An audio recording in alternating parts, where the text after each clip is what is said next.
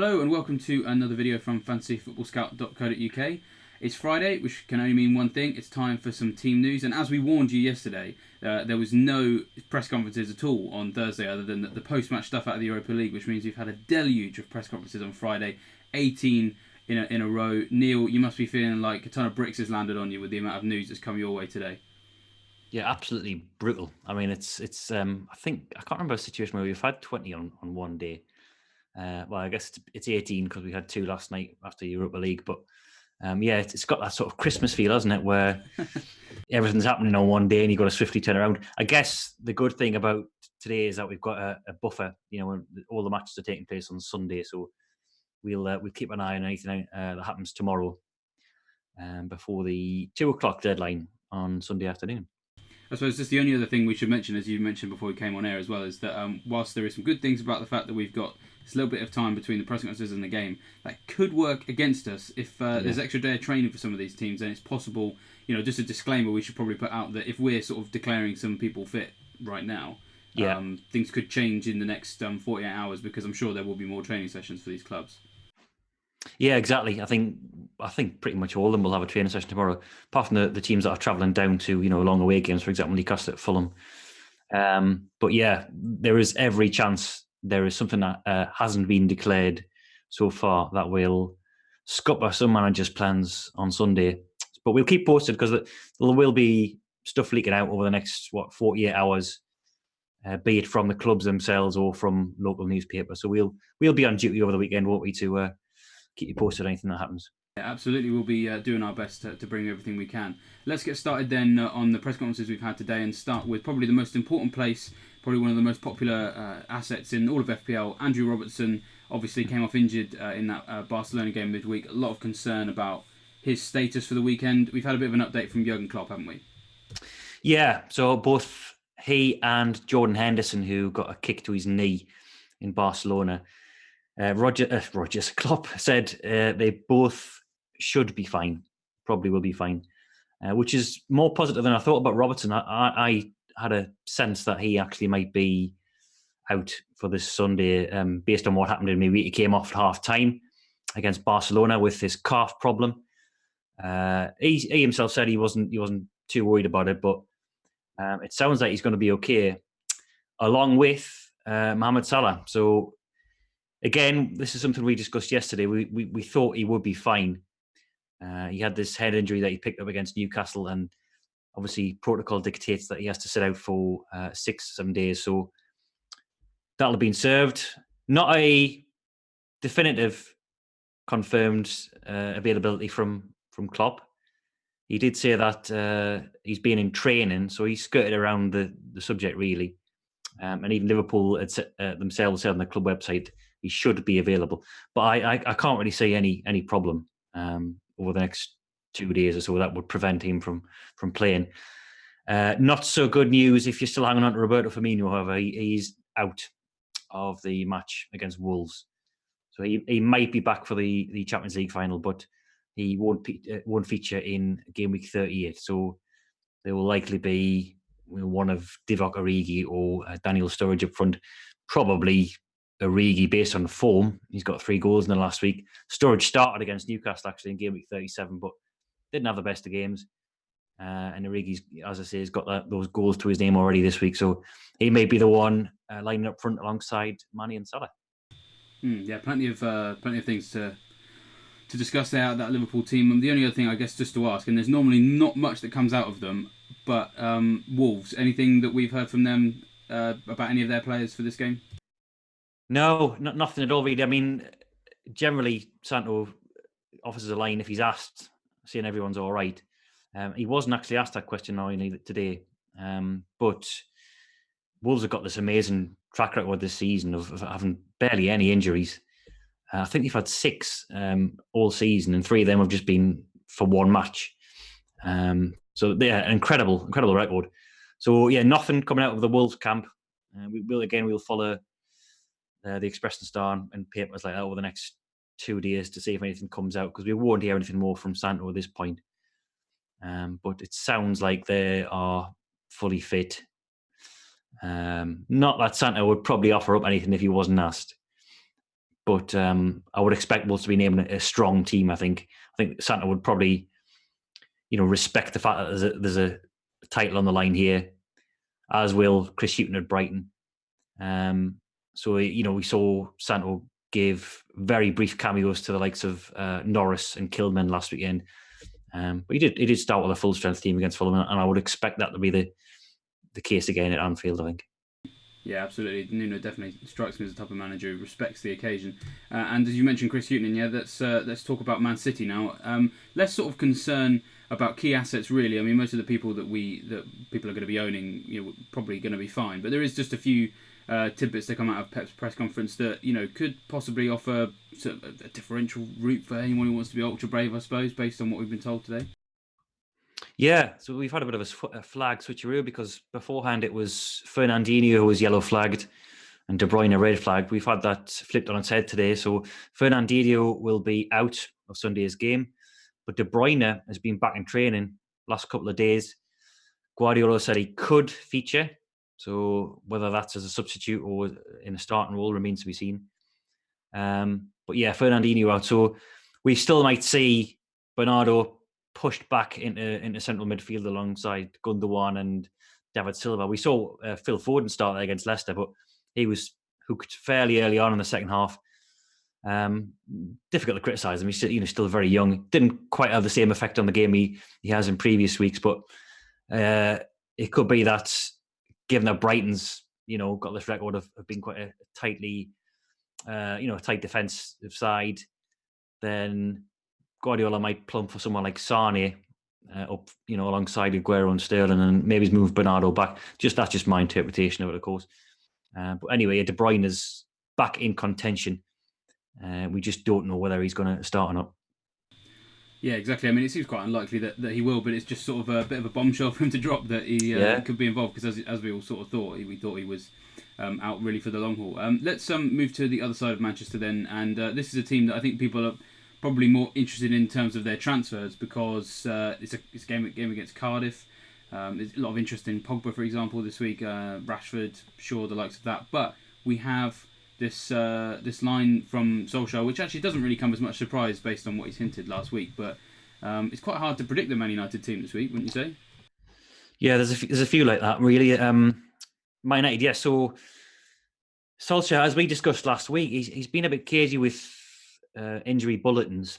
He hasn't really brought us up to date on anything worthwhile. But we know that Eric Bailly's out, and we suspect that Lukaku's out based on media reports. There was a lot of local and national newspapers saying that his season looks to be over. That's not confirmed, but we haven't seen him in training ground photos. Who we have seen on the training ground is Jesse Lingard, Sergio Romero, and Mason Greenwood, who we think is going to be involved, definitely in the matchday squad if he's fit enough, possibly from the start as well. So Solskjaer has said this morning that he is going to play one or two of the kids. So Greenwood's probably towards the top of that list. I think they've had a number of them training with the first team squad this week. So Gomez, Chong as well, and a few others. But I think Greenwood, given the dearth of options in attack, I think obviously Sanchez has picked up that ankle knock now. Martial, we don't know what's wrong with him. He might not listed him as a doubt, but I suspect that's more to do with his attitude. So they had a bit of a run-in, Solskjaer and him recently. So we're possibly not expecting him to feature, which would leave a place up front alongside Marcus Rashford, perhaps for Greenwood to take. There's some other little tidbits as well come out. United, Herrera, whose features in dispute over the summer. Now he's not going to feature in many people's fantasy teams, but he might play according to Solskjaer. Antonio Valencia, who was just set to leave in the summer. I think there's no doubt about that. He's back in training and he could be involved, whether that's from the start or whether that's as a substitute, for a farewell appearance later on. That remains to be seen. But it looks like Ashley Young's minutes will be affected, whatever the situation, whether that be from the start or later on with Valencia coming on to replace him. And apart from that, I'm not sure if there's anything outstanding in United. I don't think so. I think we've covered pretty much everything there. But as you say, much uncertainty. With this being a dead rubber, there's a few people leaving. Solskjaer's obviously wanting to give some chances to the kids who've been increasingly more involved over the past few weeks. So, yeah, doubts over who's going to play against Cardiff. Well, you would probably still expect Rashford and Pogba to feature, I think.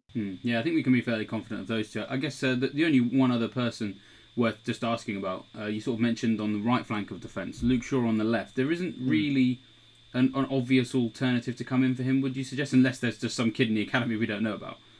Well, Ashley Young could switch over to the left. Ashley Young's sort of traditionally played on as a left back for United, even though he's right-footed.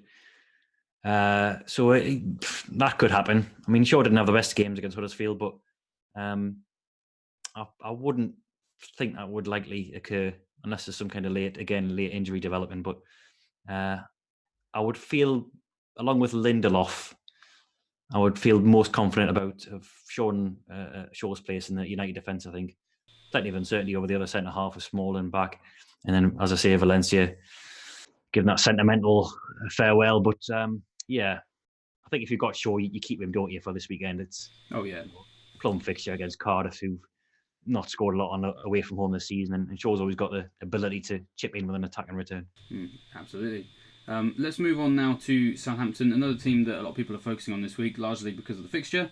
They're at home against Huddersfield. Bit of a poor performance in Gameweek 37, but as we sort of discussed on the captain video, we largely expect a lot of the people who missed out against West Ham probably to come back in for this one. Yeah, Hasenhüttl's pretty much confirmed that himself already today. He's actually one of the more helpful managers in terms of team news in his press conferences. He's even said outright that Angus Gunn's going to start, which is what you want, isn't it? Really, if you're a Gunn owner, so to speak. Forster won't be involved, not from the start anyway. We know Mai Ishida is going to be out again with this very strong virus, as Hasenhüttl calls it. So he said that they're going to revert back to the sort of first choice personnel this week. So we saw last weekend Redmond, Ward-Prowse, Oriol Romeo, Gunn all dropped to the bench.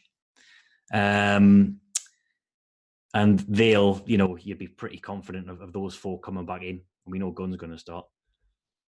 So he also sort of hinted that he's going to revert back to the system that they've played in recent months. So he's been experimenting with this 4-2-2-2. So you might see a reversion to the 3-5-2 system for this. But positive if you are the owner of one of Southampton's many fantasy assets, and there is, they are well represented in the fantasy community, certainly in the top 10k as well. So the likes of Valerie, Ward-Prowse, Long, Redmond, especially Gunn. It sounds like Hasenhüttl's done his experimenting in Gameweek 37, and he's going to revert back to a strong team for this final game of the season against Huddersfield. Yeah, definitely encouraging news because that fixture is exactly the kind of fixture we want to own Southampton players for. And if they can't deliver, then it doesn't matter anyway because it's the last game week of the season.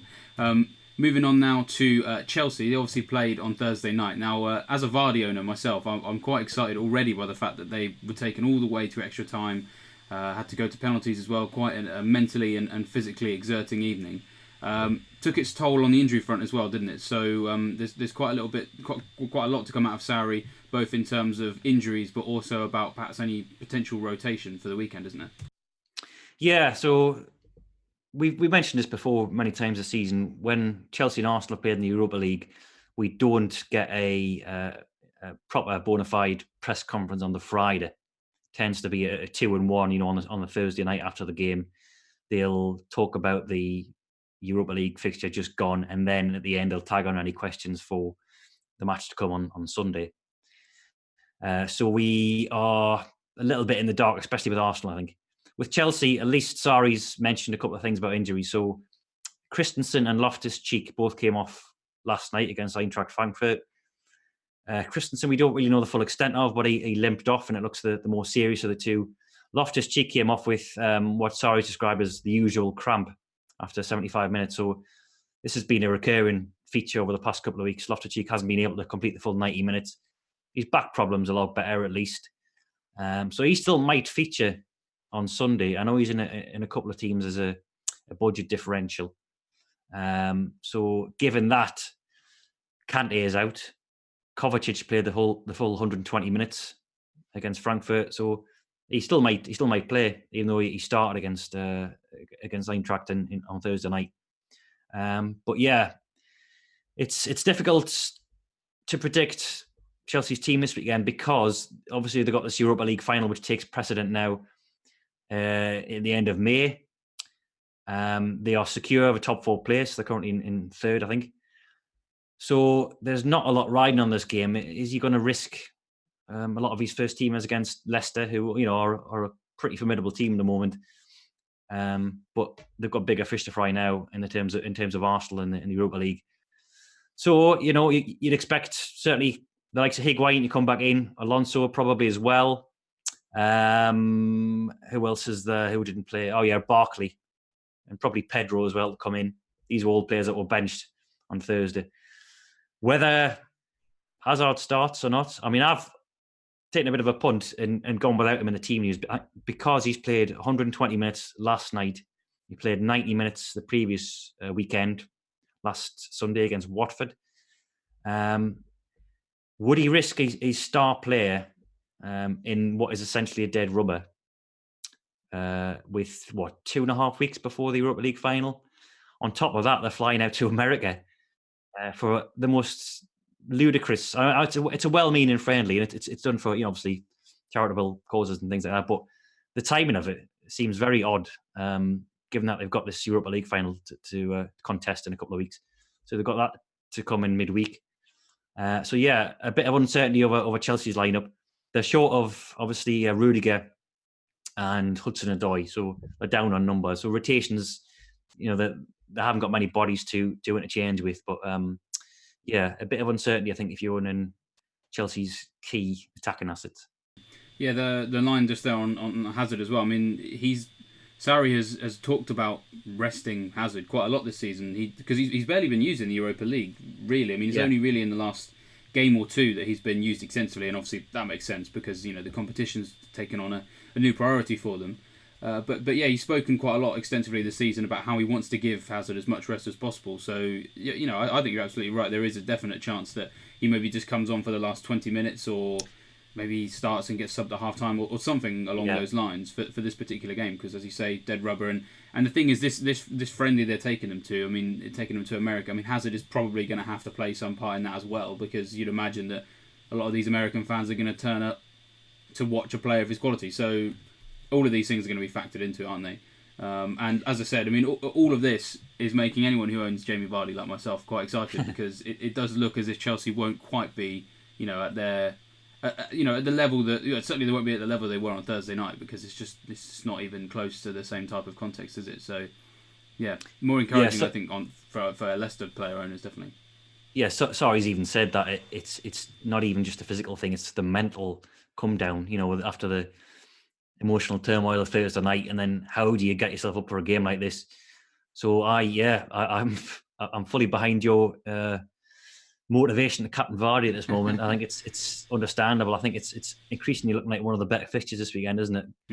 Definitely. Given that Leicester's been very good under Rodgers, and I should mention now, just to cover this, that Leicester's not got any injury concerns heading into the Sunday game, apart from the long-term ones, such as Daniel Amartey. So all your key assets so far are fine. So the likes of Vardy, Madison, Chilwell, Pereira, people like that are all okay. But as we say, that there's always the risk of something happening on Saturday in the last training session. Well, hopefully not, because I got a huge smile on my face right now about Leicester and Vardy. So let's keep it that way.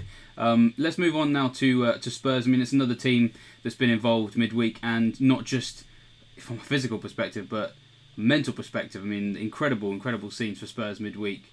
Plenty of managers in recent history in these sorts of games will always talk about the kind of the release of that emotional energy. It takes a lot out of people, and obviously they're going to be playing Everton this week. We've got some updates from their press release as well, but I mean, probably another difficult team to predict, right, with what's coming up in the future. Yeah, to an extent, although the fact that they're really decimated, they're down to the bare bones. So on top of all the injuries they've got 2 players suspended now as well. So one fight, who probably would have played this weekend, given that he was benched in midweek. And obviously Son Heung-min as well, who many people are going to have to offload. before Sunday. They're both suspended. We know that Kane and Winks are already out. Jan Vertonghen's joined them as well. He's got this ankle problem that he picked up on Wednesday against Ajax. We're seen leaving the ground on crutches, and they're still assessing him for the prognosis. Davinson Sanchez sounds like he's going to be out as well. He's still undergoing rehab on this thigh problem. On top of that, they've got fresh injuries for Danny Rose and Victor Wanyama, who they both picked up knocks in midweek. They're going to be assessed. So we can, by process of elimination, really, we can be sort of fairly confident about half the team anyway, certainly in attack. I think Eric Dyer's probably got to come in for Wanyama in midfield. But, the likes of Sissoko, Eriksson, Ali, Lucas Moura, probably going to start again, because there's not a great deal of many alternatives. There's people like Oliver Skip that would possibly come in, and Vincent Janssen is an alternative up front as well. But the team almost picks itself. I think there's still one or two decisions to be made in defence. So Serge Aurier is back in training. Whether he'll be able to start or not, we're not sure. Ben Davies might be pressed into playing at centre-half, given that Davinson's out and Vertonghen's out, and Foyt as well. So he might be playing alongside Alderweireld. Walker Peters might have to cover at left-back, which he's done in the FA Cup twice this season. So, it'll be a patched-up Tottenham team, I think, for especially in defence, for this Everton game, which is pretty daunting fixture, really, given Everton's form. Although, as we're about to discuss, that they are also down a couple of bodies as well. Yeah, I mean, it's quite interesting because I think knowing that Spurs had a lot of problems and were coming into this game off the back of success in Europe, when traditionally they struggle even when they've done well in Europe, probably would have looked quite attractive for people either with Everton assets or thinking about purchasing them. As you say, not particularly great news to come out of Marcus Silva today about their attack, definitely. Yeah, so Richarlison was always going to be a doubt, I think, for this. He's got this rib problem, which has been recurring. I think he first picked it up in the Manchester United game. He's sort of played through the pain barrier in the last two, but he came off again last weekend, or last Friday it was, against Burnley. And he's not going to be able to feature. So he's definitely out. As is Dominic Calvert-Lewin. So he'll be not widely owned, but he's a budget forward in a few people's squads. I know he's in yours. He's in Mark's as well, I think. So is he really? He's okay. in one or two. Yeah. You might have been benching him anyway this weekend, with it being away at Spurs. Well, as you say, Spurs' defensive problems would have been. I was going to start him, but not anymore. Were you really? Okay. Yeah. Well, I can see the sort of reasoning based on Spurs' defensive problems at the moment. But yeah, he's out. He's picked up a knock in training. So we will probably see Theo Walcott and Cenk Tosun come in. There's also Adam Lookman, who's looking to get a look in. Nice. And there's a third injury to report as well. Seamus Coleman has got a minor groin problem. So he's been very influential, really, in the second half of the season. A resurgent Coleman. We thought his race was run as a fantasy asset, but he's been delivering the returns at both ends of the pitch lately.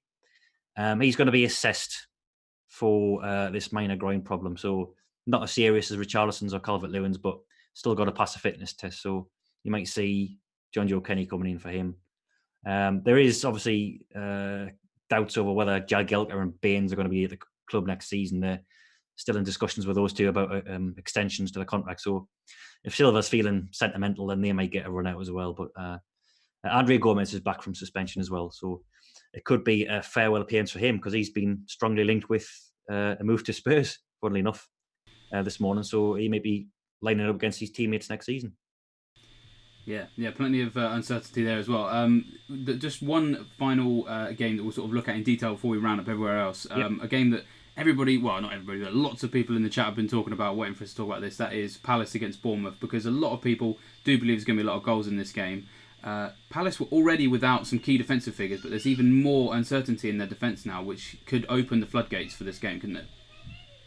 Yeah, exactly. Yeah, I think if you were owner of Wilson or Fraser or someone like that, then this is even better news. So, yeah, as you say, Tompkins and Sacco already out. They're the first choice centre-half pair. Scott Dan, who's done all right since coming in for those two. He's now a doubt. He felt a slight muscle strain in training. So he's going to be assessed tomorrow. So we probably won't hear anything more about that until maybe closer to the deadline.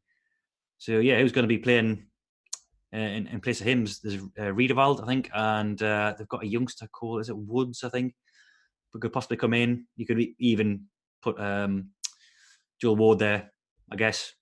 But they'll definitely be under strength at the back. And they are, Hodgson said the injury situation elsewhere was the same as it was last week. So it looks like Benteke, we're not sure about whether he was included in Hodgson's roundup of injuries. He said it was, the same situation as last week. Benteke was out with this damaged cheekbone. So he's still a big doubt, I think. But yeah, it's in the defence where they are struggling for numbers. And as I say, if you're a Bournemouth owner, then bodes well, really, for a ground where, Palace haven't been great on this season. I think they've got the second worst home record of all the Premier League clubs. So could be a result there for Bournemouth, given that they've scored, 8 goals in the last 2 away games. So could be an end of season goal fest there. I think it's Selhurst Park. Yeah, I mean that could be the place to target if you're looking for that that chance goal fest. It does look like this could be the one. The only thing just to say on Bournemouth though, looks like David Brooks not going to be around, and a few others. Yeah, so same injuries as last week. So Brooks is the main one from a fantasy perspective. I don't know how many people still own him. He was a sort of in-demand budget midfielder a couple of months ago. So he's out. Gosling too, and Solanke joining the 6 long-term ones. So that's Stanislas Rico, Daniels, Francis, Sermon, and Cook. So again, probably a fairly easy team to predict based on the fact that they haven't got much to rotate with. We know that Begovic won't play this weekend because he's been given sort of personal leave. We might see Mark Travers in goal again after his impressive display against Spurs, and potentially an out-of-position Nathan Ake in central midfield as well. Yeah, very interesting. Yeah, Mark Travers definitely one to keep an eye on, probably for next season as well. It does look very good. That sort of brings us to the end of the games we'll look at in focus. Obviously, there's plenty of others to talk about, so let's just have a reel through anything that we've missed off. Any other bits and bobs you think are worthy for people to know for Game Week 38? Yeah, I'll do what I do every week and just run down the rest. Arsenal, we haven't really heard much yet. We'll hopefully get a medical bulletin from them soon. Brighton, same 2 absentees as last week, so that's Izquierdo and Davy Proper. Burnley looks like a fully fit squad. Bardsley's back. Dyche said it's just Defoe and Lennon who are out. Cardiff, looks like we won't be seeing Victor Camarasa in a Cardiff shirt again, or he might be back in the Premier League next season, but he's got this, what Warnock described as a nasty dead leg. And he said that he probably wouldn't feature. Harry Arter likely won't stand any chance of playing either. So those 2 are the main injury doubts for Cardiff. We've covered Fulham. I'll have to look into that because obviously Scott Parker was appointed permanent Fulham manager today, so press conference dominated by talk of that. So I'll investigate any more injury news, although I suspect there'll be few and far interest will be few and far between there, with the exception of maybe Ryan Babel. Huddersfield are down Eric Durm. I've got doubts over Zanka and Christopher Löwe. Who else have we not discussed? Newcastle, Ki Sung-young's been added to their injury list. So we might see Jonjo Selby back in midfield. Watford, just Sebastian Prudel and Domingos Quina. They're the only 2 absentees. So Etienne Cabo's back. Now this is sort of interesting because there will be a few people who still own Watford assets. I'm thinking Delafeu, maybe a defensive player or 2, sort of Cathcart or Foster. So Gracier was asked about possible rotation. Obviously, we've got the FA Cup final 60 is after the West Ham game. And we don't know what to expect really, because before the FA Cup quarter final, he made 7 changes to his league lineup. But then on the flip side, before the semi-final, he named a full strength team against Fulham. So he's flipped and flopped really in terms of naming full strength teams in the league before an FA Cup game. He did say that his focus is entirely on this game against West Ham, as you would expect a manager to say. He's never going to come out and say, "Look, I'm not going to be bothered with this game." It'd be great if one of them did though, because it would sort of be a bit refreshing. To be honest. And it's the battle for 10th place, which I suppose is some kind of been more exciting battles than moral that. victory. Yeah, yeah. So he says, look, you can rest players, but they can then get injured in training, so that there's no real definite benefit to it, and they've got 6 days to recover. So you might see a decent team out, I think, against West Ham. In fact, that's the final home game of the season as well. Gives the fans a chance to send them off. And West Ham themselves, who Watford are playing, just long-term injuries, who are the absentees. So Yarmolenko, Reed and Carroll. They've got Anderson and Declan Rice back from illness. They were surprise absentees last weekend. And Robert Snodgrass, another one who we didn't know about, he was actually banned last weekend for that 3-0 win over Southampton. He is available again. He'd been appealing this one-match ban for, I think it was abusing a doping official. Oh yeah, the one that he wasn't even supposed to be being dope tested, but he's still abused. Yeah. It's one of the weirdest bans I've ever heard of. Very odd, and they kept appealing against it, and it seemed to drag on for a while. And then out of the blue, turns out he was banned last weekend. So, but he's back in contention anyway, and they've got the likes of Wilshere and Sam Nasri fit as well. So, I think that brings us up to date anyway on all the injury news out of the 20 teams. I'll post anything else that's I find in the next few hours. I think the team news roundup's coming at 8 o'clock tonight. So if I say anything more, I'll let you know there. Yeah, great stuff. I mean, I have to say, hugely admire what you've been up to today, because I mean, you're pretty busy on a Friday anyway. But to have all of those press conferences on the same day, and we're still able to get good update from all of these teams. I mean, that's some serious hard work. So we all admire you for that, definitely. Oh, cheers. I mean, it is my job, I suppose.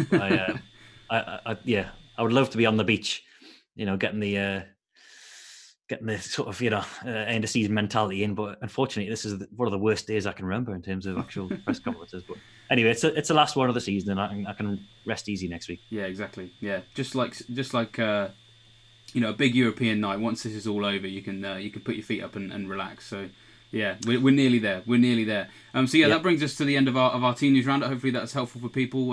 Don't forget that you've still got a lot longer than usual to actually prepare for your team. So, by all means, I'm sure some people will be watching this on Saturday. And as Neale mentioned, there may be a few team news bits that come out on Saturday as well. So make sure you keep tuned to our Twitter account and our website over the weekend for any extra news. This isn't the last video of the season, so don't worry. You haven't got rid of us yet. We are probably going to be doing a breakfast, brunch, lunch club. We haven't decided exactly what time it's going to be on Sunday, just before the games, just to talk about our final decisions before they all get started. And we are going to have a final scoutcast of the season on the evening of Sunday, just in reaction to the final game of the season. So make sure you tune into those. And good luck. Good luck with the deadline, and we'll see you on Sunday.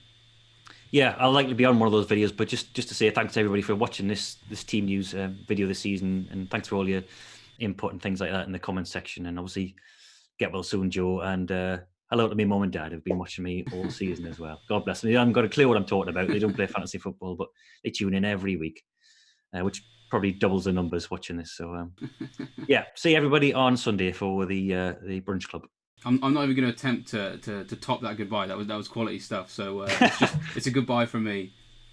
See you, folks. Bye bye.